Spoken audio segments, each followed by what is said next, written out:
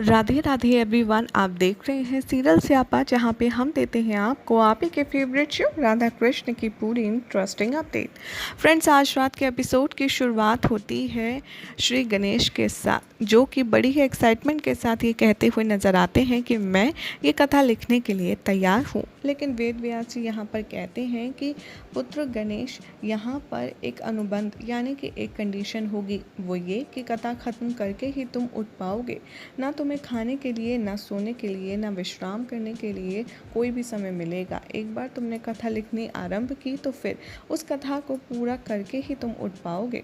यहाँ पर पार्वती माता ये सुनकर बहुत ज़्यादा परेशान हो जाती हैं और कहती हैं, ये मेरा बेटा तो नन्हा सा बालक है, भला ये इतना मुश्किल और इतना कठिन कार्य कैसे करेगा। महादेव कहते हैं कि पार्वती, तुम्हें तो खुश होना चाहिए कि हमारे बेटे को ये शुभ अवसर मिला है इतनी महान गाथा लिखने का।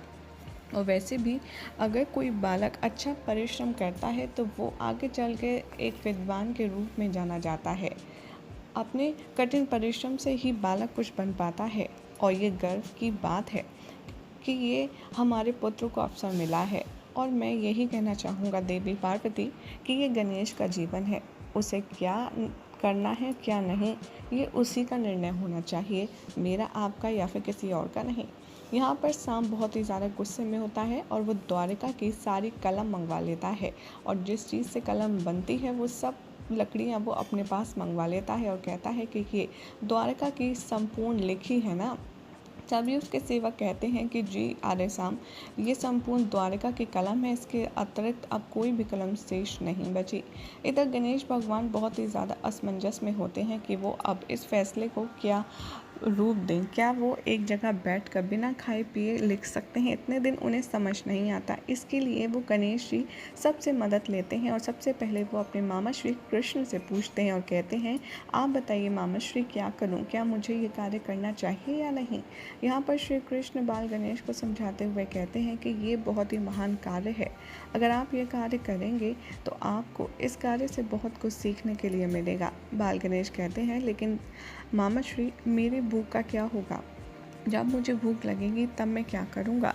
इसको कहते कहते वो राधा के पास जाते हैं और कहते हैं, आप बताइए राधा माँ कि क्या मुझे ये कार्य करना चाहिए। राधा भी कुछ कहने वाली होती हैं, लेकिन तभी उन्हें श्री कृष्ण के वो फ्लैशबैक में बातें याद आती हैं कि कैसे बाल गणेश को एक अत्यंत महत्वपूर्ण और बड़ा कार्य मिलने वाला है जिसमें कठिनाई अवश्य होगी।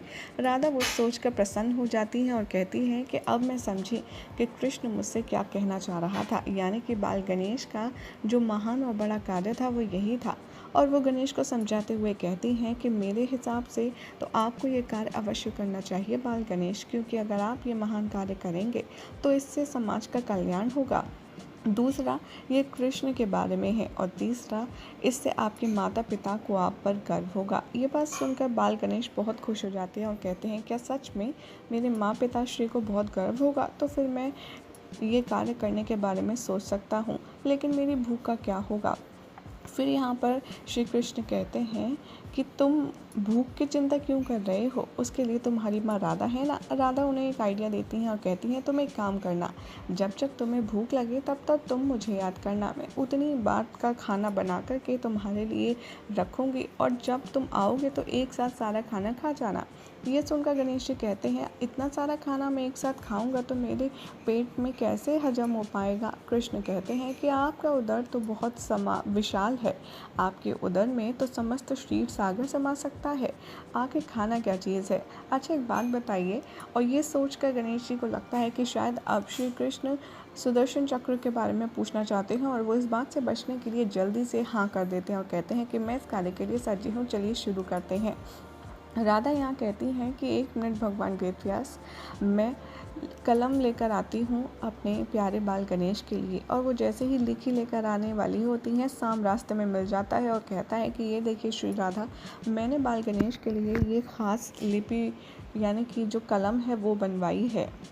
मुझे पता है कि पिताश्री मुझे इस कार्य के किसी भी भाग में साथ में नहीं रहने देंगे, इसीलिए मैं चाहता हूँ कि आप बाल गणेश को ये स्पेशल बनाई हुई जो कलम है वो दें। राधा ये देखकर बहुत खुश हो जाती हैं क्योंकि वो मोर पंख होते हैं और मोरपंख से राधा का तो स्पेशल कनेक्शन है।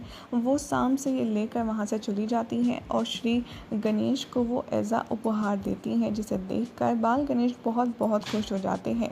लेकिन यहाँ पार्वती बहुत ज़्यादा गुस्सा करती हैं शाम की कुटिलता पर और कहती हैं कि वो मेरे पुत्र के साथ विश्वासघात कर रहा है, इसका परिणाम उचित नहीं होगा। राधा बाल गणेश को देती हैं वो लिपि और वो बहुत ही ज़्यादा खुश हो जाते हैं और कहते हैं कि मैं अब सबसे पहले सबका आशीर्वाद ले लेता हूँ, पहले अपने माँ बाप से शुरू करते हुए फिर श्री कृष्ण, राधा और इन्हीं सब गुरुजनों का आशीर्वाद लेकर के यहाँ पर श्री गणेश शुरू कर देते हैं। और यहाँ पर श्री गणेश वेद व्यास जी के सामने एक शर्त रखते हैं और कहते हैं कि अगर आपका बोलना रुका तो मैं भी लिखना रोक दूंगा। वेद व्यास जी कहते हैं ठीक है, लेकिन मेरी भी एक शर्त है कि तुम्हें सिर्फ श्लोक लिखने ही नहीं बल्कि उन्हें समझना भी है, उससे सीख भी लेनी है। यहाँ पर दोनों बात मान जाते हैं और कथा आरंभ होती है। यहाँ पर श्री कृष्ण कहते हैं कथा आरंभ हुई संसार के सर्वश्रेष्ठ कार्य की, और वो फ्लैशबैक में जैसे जैसे ऋषि वेद व्यास सब कुछ बताते हैं और गणेश जी लिखते जाते हैं, आपको अपनी स्क्रीन पर जो महाभारत के सारे सीन्स हैं वो दिखाया जाएगा। फिर बीच में गीता सार आता है, जिसके लिए गणेश जी एक्साइटेड होते हैं कि अब मामा श्री के ज्ञान का पता चलेगा। और फ्लैशबैक में एक बार फिर से वो सारा युद्ध दिखाया जाता है महाभारत का और गीता ज्ञान कैसे दिया था। लेकिन तभी यहाँ श्री कृष्ण जो बाल गणेश को दूर से निहार रहे होते हैं वो थोड़े से सीरियस हो जाते हैं और वो राधा से कहते हैं कि जिस बात का तुम्हें डर था अब वही होगा। विजय के लिए त्याग तो अवश्य करना पड़ता है। शाम थोड़ी देर में कहता है कि अब लिखना रुक जाएगा, ना तो कथा ही लिखी जाएगी और ना ही कथा पूरी होगी। और जैसे ही बाल गणेश लिख रहे होते हैं महाभारत की कथा, यहाँ पर उनका जो कलम है वो टूट जाती है। इधर वेद व्यास जी बोलते जाते हैं और वो रुकते नहीं। और श्री गणेश बहुत ज़्यादा चिंता में और दुविधा में होते हैं। बहुत सारा समय बीत जाता है, उसके बाद वो मजबूरी में अपना दांत तोड़ने के बारे में सोचते हैं।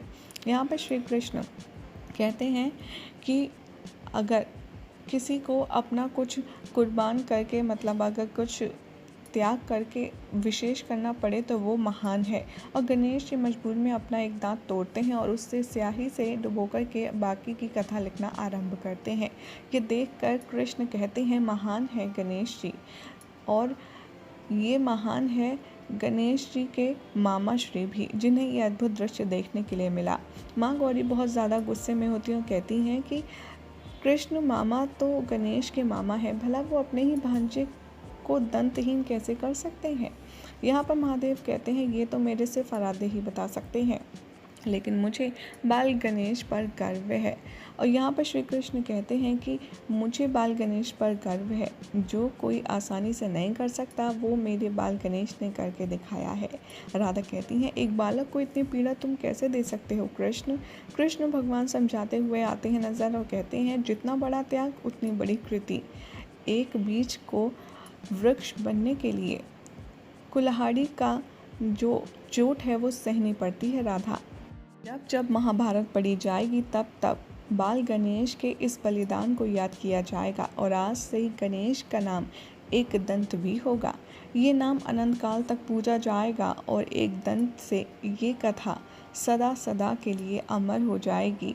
और जो भी कोई महाभारत को पढ़ेगा उससे पहले श्री गणेश का उसे स्मरण करना ही होगा। यही हो जाएगा आज के एपिसोड का एंड, जिसके बाद कल क्या होगा देखिए नेक्स्ट रिपोर्ट में। ऐसी इंटरेस्टिंग अपडेट्स के लिए चैनल को सब्सक्राइब करना ना भूलें।